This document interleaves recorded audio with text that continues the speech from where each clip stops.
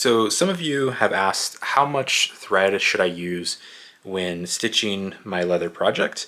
So here's just a quick tip on how you can measure the thread accurately. That way you're not wasting a lot of thread for your project. So you have your thread, and what I usually do is I take the thread and measure the length of the piece of leather that I'm stitching.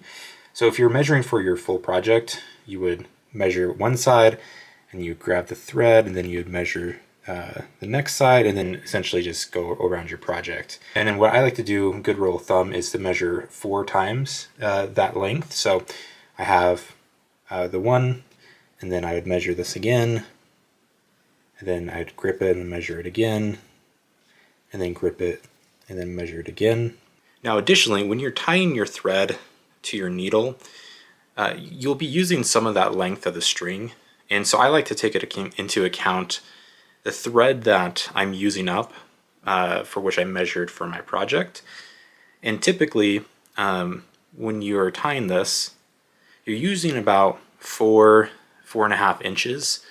And remember, you're tying this on both sides, so roughly around 8 to 9 inches that you're using of that thread that you measure.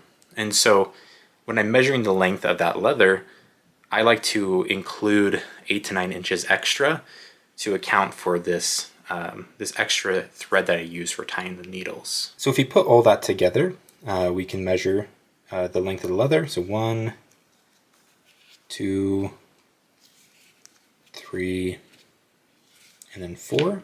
And then we can measure the extra 8 to 9 inches that will be used to tie on the needles to both sides.